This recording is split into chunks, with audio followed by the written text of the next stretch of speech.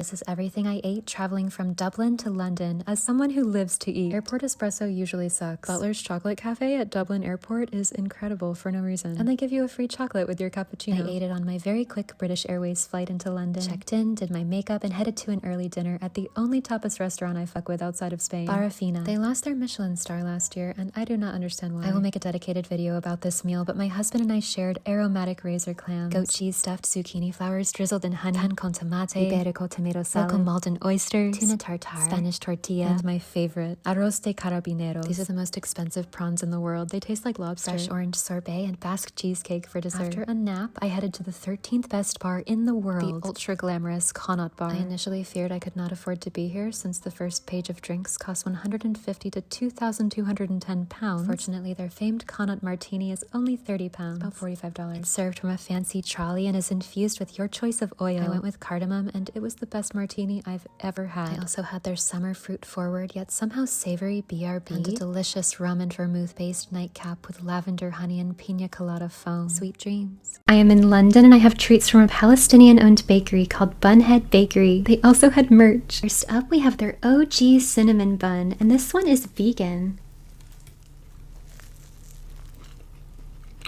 This is wonderful. The cinnamon bun is completely unique. It's very fluffy and it tastes like sourdough. Crisp, creamy icing on top reminds me of a donut. Easily a 10 out of 10. I'm now regretting not getting more of the sweet buns, but I did get this savory cheddar and shatta bun. Lovely. If you are unfamiliar, shatta is a hot sauce made from fermented chili. It's more of an accent in this savory bun. The primary flavor is the white cheddar. Look at that bounce. I personally would like more shatta, but it's delicious. 10 out of 10. Next we have a tahini honey cookie. I can already tell this is going to be a cakey cookie. I know the buns are the star, but this is exceptional. This reminds me of a coffee cake, but packed with nutty sesame and caramelized honey flavor. Another easy 10 out of 10. Next we have a tahini labna Guinness cake. Wow. You can actually taste the malty notes of the Guinness. This creamy labna icing is a similar compliment as cream cheese would be, but it's tangier and saltier. 1,000,000 out of 10. Last we have their roasted courgette, lemon, and stracciatella focaccia. I was not expecting to get such a big piece. For my fellow Americans, a courgette is a zucchini. This is a must order. The perfect amount of chew, but it's still fluffy and you got those big air pockets. The stracciatella is high quality and I love the fresh lemon zest, but they really are just compliments to this fantastic bread. Best focaccia I've ever had. 1,000,000 out of 10. This is everything I ate today in London, and take notes because I had the best martini, Indian meal, buns, and tea of my life today. First up was Bunhead Bakery. They are Palestinian owned and specialize in artisan sourdough buns. Full review already posted, but first I enjoyed an iced oat milk latte from there on my morning walk. Got ready, ate my treat, do not skip the Guinness labna cake, and then headed to afternoon tea at Fortnum and Mason. Call me a tourist for loving this place, but my Londoner friend is a regular here, and they've been a destination since 1707. I had their vegetarian afternoon tea. Let me know if you want a detailed review. Then I headed to the very bougie and famous establishment that perfected the martini, Duke's Bar. Spirits are poured directly from the bottle, which are chilled to precisely the perfect temperature. Actually life-changing. And the entirely Italian staff were lovely. Speaking of exceptional hospitality, dinner was at one of the only Indian restaurants in the world with 2 Michelin stars, Gymkhana. I will make a dedicated video about this meal, but this predominantly Northern Indian-focused tasting menu was unlike anything I've had before. The people who say food in London sucks. Are you okay? My favorite Spanish restaurant in London was stripped of their Michelin star last year, so I went back to find out why. Barrafina on Dean Street serves expertly executed authentic tapas from an open kitchen to diners seated around a communal first-come first-served counter. They were actually the first no reservations restaurant to get a Michelin star. If you are unfamiliar with tapas, everything is shareable, so come here with 1 to 2 other people and order a lot. Specials change daily, but permanent must-order plates are the Spanish tortilla filled with creamy olive oil oil poached potatoes and oozing egg yolk, the goat cheese stuffed fried courgette flowers drizzled in honey, perfect pan con tomate, and my favorite, arroz de carabineros. These are the most delicious and expensive prawns in the world, but this hearty seafood stew-like rice dish will only set you back 27 pounds. We ate plump, simply prepared razor clams, clean, briny Malden oysters, buttery smooth tuna tartare, and an Iberico tomato salad so juicy that it stained my shirt. We've got a wonderfully diverse and affordable Spanish wine list. Desserts were a triple cream, nutty Basque-style manchego cheesecake and refreshing orange sorbet. My husband and I have eaten here a dozen times in the past decade, and the quality has never wavered, so I think Michelin messed up. I am in London and I have a custom cake from one of my favorite bakers in the world, Lily Vanilli. We went with a rose infused with vanilla buttercream and red glitter cherries.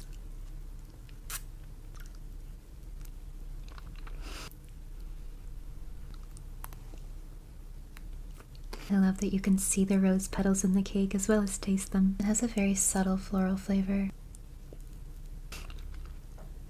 The pink buttercream has a lovely texture. It's incredibly smooth and light. It's not very sweet. The rich vanilla buttercream filling is a lot sweeter. This is an entirely custom cake and it was £81. I think that's quite a fair price considering they use all organic ingredients, plus French butter, Malden salt. This bakery not only makes extraordinary cakes, but also donates them to children who might not otherwise receive one. I think that's so lovely.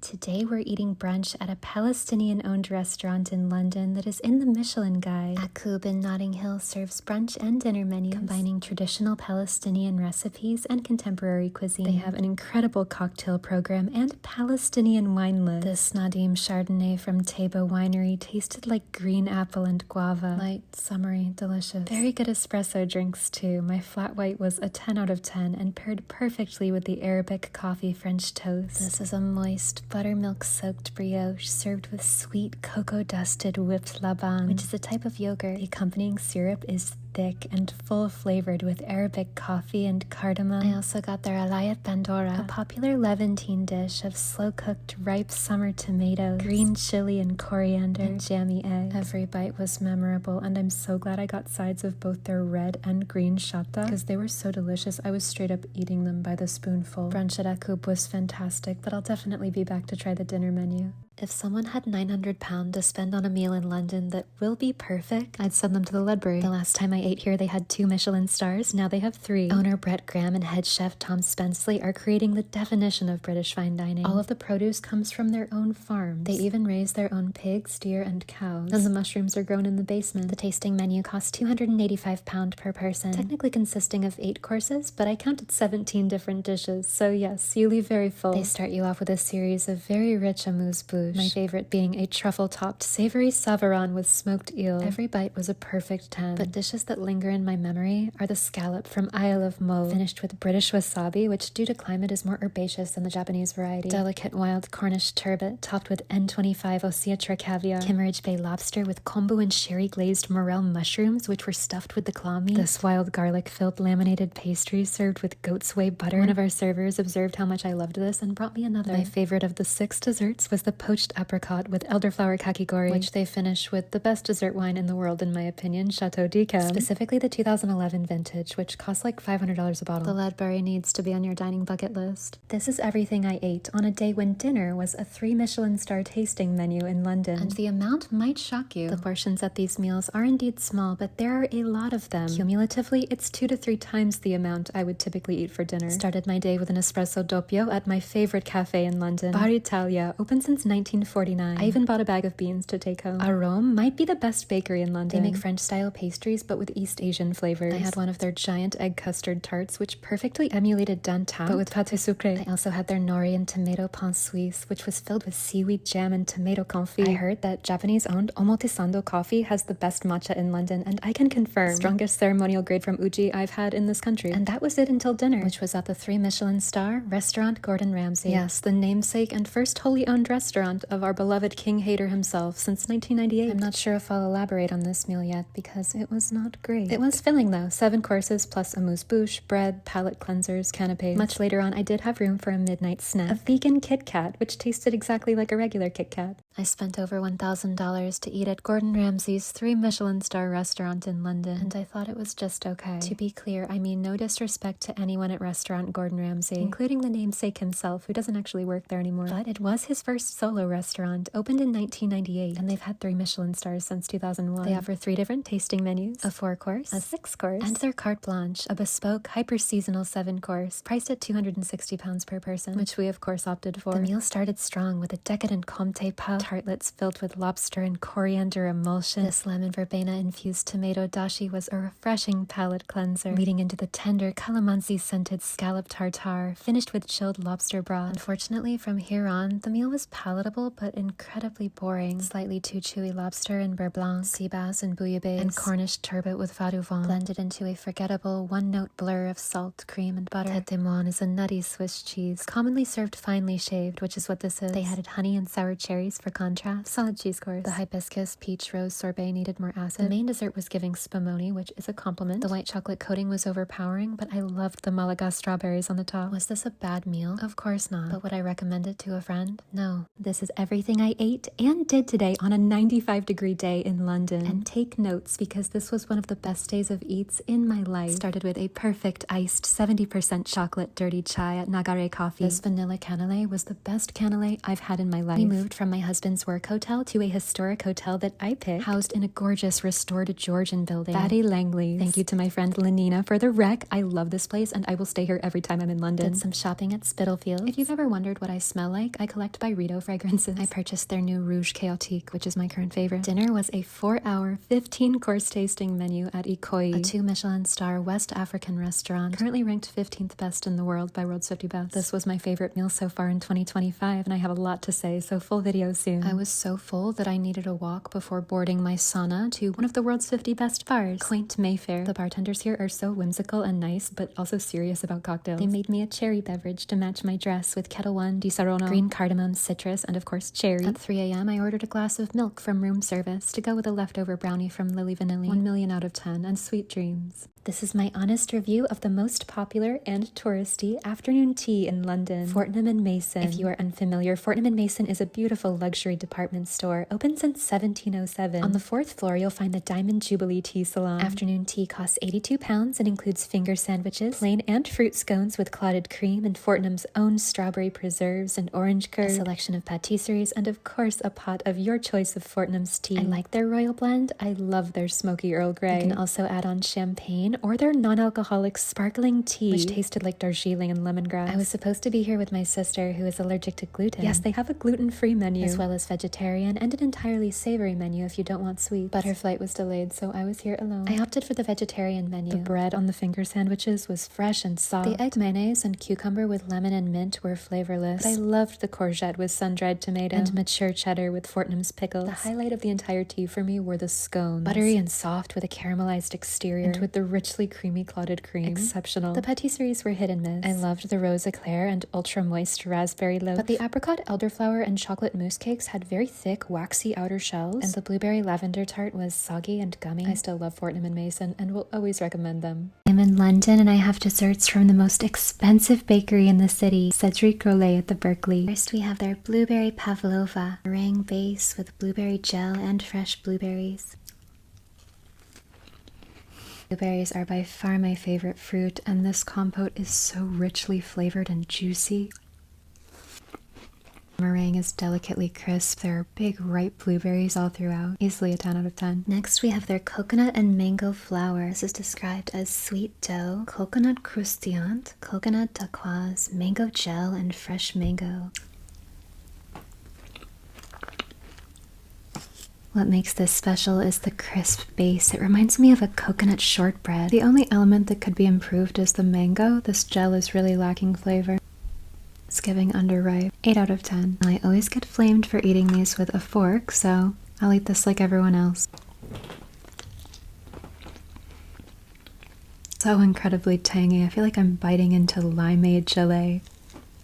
Okay, it's falling apart. Wonderfully tangy, surprisingly acidic, but it's balanced by the white chocolate shell and the pastry cream. Perfect summer dessert, 10 out of 10. We have a raspberry charlotte trompe l'oeil. This is a choux paste biscuit, raspberry marmalade, raspberry gel, fresh raspberry, and vanilla ganache. From what I understand, Cedric Grolet's favorite fruit is raspberries. I thought this was some sort of biscuit, but it's completely mousse. Visually beautiful, and it's not bad, but it just tastes like whipped cream and raspberries and raspberry jam. Let's try more of this insert.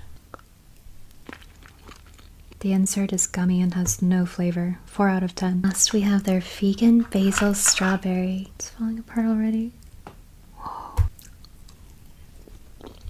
Strawberry and fresh basil combination is divine, and you would never know that this pastry cream is vegan. But the center tastes kind of like an unsweetened strawberry smoothie.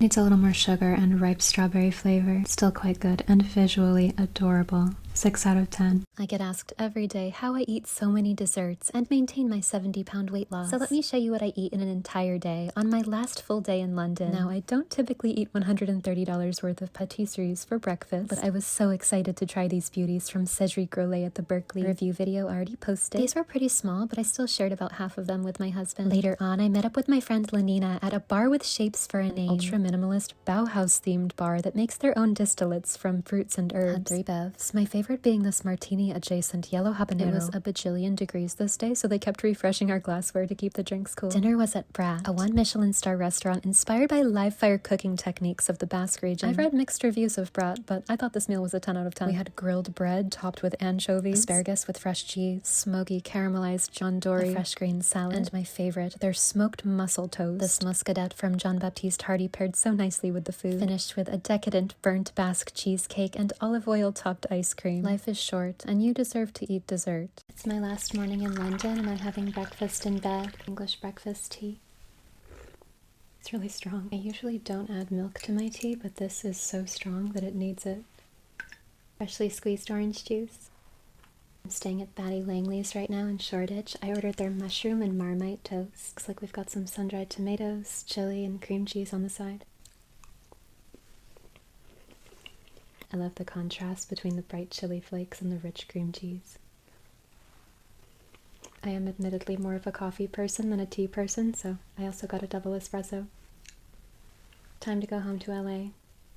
This is everything I ate on a 14-hour travel day from London to LA, which includes one of the most diabolical in-flight meals I've ever had. We got to Heathrow with time to spare, so stopped by Pret to get an iced mocha and stock up on sandwiches, just in case the plane food was bad. I really enjoyed this one with aged cheddar and tomato. Flew Virgin Atlantic, which is a Delta partner, so I was able to book this for free with miles. Sat down in first class. I'm just kidding, I'm an economy lady for life. Shortly after takeoff, we got a meal. A cute shell-shaped bread that tasted like raw flour. A salad with a nice variety of vegetables, but no flavor. Decent cheese and crackers, and a spinach mushroom mac and cheese that was gray and so overcooked it had turned to a pasty mush. This coconut collab pudding was passable though, and then we got mini Magnum bars, which I love. Snacked on some chocolates that I got at Claridge's, and 8 hours later we were served a mile-high tea, sun-dried tomato and arugula and cream cheese finger sandwiches, a chocolate truffle, and a scone with jam and clotted cream. Such a cute concept. My box was missing the scone though. I didn't care. We were about to land in the best city in the world. I had this below average $10 leftover pain au chocolat from Cedric Grolet while waiting for an Uber. I just got home from London and I brought Marzipan fruits from Fortnum and Mason. I'll be enjoying these with their iconic smoky Earl Grey tea. These are hand-painted in Sicily.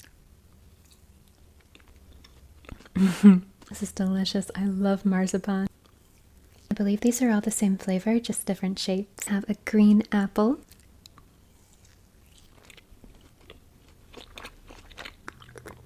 If you are unfamiliar, marzipan is a paste made from almonds and sugar. The texture is a bit gritty, like raw cookie dough. I love watching those mukbangs, by the way. We have a black fig. These have a rich almond flavor without being too sweet. Let's talk about the difference between marzipan and marzipan. We have a cute pear. Marzipan, which is usually what I'm talking about, is a Mexican candy made from peanuts and powdered sugar. It's a bit chalky in texture. It's delicious. Marzipan, as I said, is made from almonds and sugar. It's believed to have been invented in Europe. Cities like Venice and Italy even have traditions linked to marzipan. Saved my favorite for last. Look how cute. I spent almost $400 on the most luxurious afternoon tea in London, and this is my honest review. Claridge's is a 3-Michelin key hotel that has been serving afternoon tea since 1856 when they opened. The experience costs £110 per person with a glass of Bilkar Salmon, Le Reserve, or £125 with their Le Rosé. There are of course non-alcoholic options as well, but I felt that these particular champagnes paired perfectly with the tea and food. For my tea, I opted for the Claridge's blend, which was created exclusively for this afternoon tea. The flavor is aromatic English breakfast with a deep malty finish. We were served 5 different tea sandwiches, which typically include coronation chicken and roast Dorrington ham, which my husband had. For me, they substituted a delicious smoky roasted courgette and golden beet with earthy goat cheese. Every bite was delicious, and these are refillable if you're still hungry. The scones were not as buttery or fresh as I would have liked, but with clotted cream and strawberry jam, they were still a 7 out of 10. Patisseries included a sweet and salty dark chocolate tart with caramel and barley, buttery sablé breton with a lime and mint studded yogurt mousse, juicy strawberry vacheron with elderflower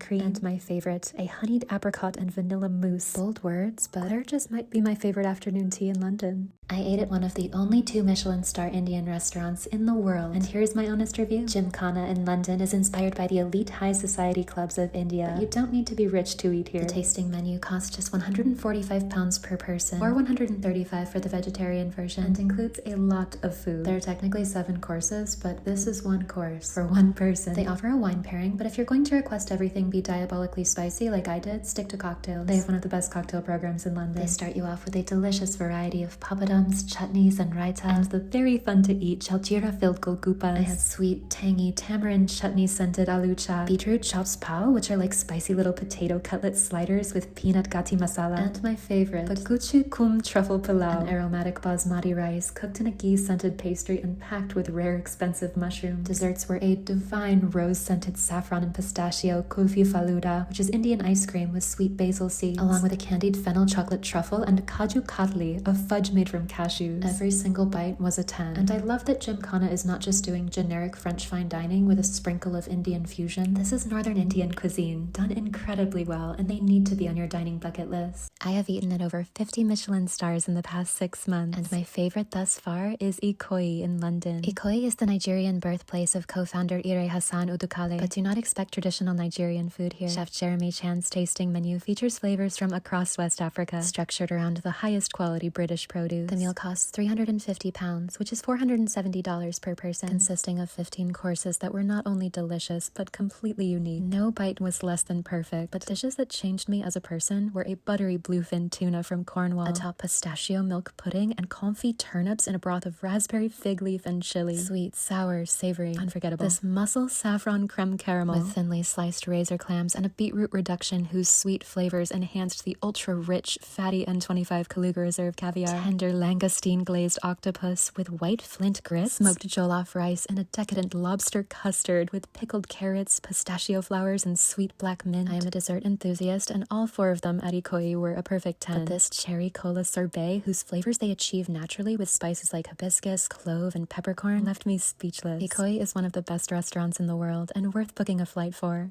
The next time someone tells you the food in London is bad, send them this video. I was recently there for a week, and these are the best things I ate. Best pastries were the tahini labna Guinness cake from Palestinian-owned Bunhead Bakery, the egg custard tart from Arom, cake and brownies from Lily Vanilli, and the vanilla cannelé from Nagari Coffee. Best matcha was at Omo Tesando. Best coffee, Bar Italia. Best lunch was at the Cow. Incredible, reasonably priced fresh seafood, and do not skip their seafood stew. Best afternoon tea was at Claridge's, though Fortnum and Mason is a close second. Best brunch was at Akub, which is also Palestinian owned. Best martini is a tie between the Kona and Duke. Best cocktails in general, Taylor and Elementary, and bar with shapes for a name. Best casual dining is Barrafina for Spanish tapas, and Brat for live fire Basque cooking. Best dessert was the lime from Cedric Grolet, though I did find his other desserts underwhelming. And best multi-Michelin star tasting menu, Gymkhana, which is one of the only 2 Michelin star Indian restaurants in the world, the classic 3 Michelin star hyper-local British, the Ledbury, and the best meal I've had in 2025 so far, Ikoyi, which features West African flavors. Where should I go next time?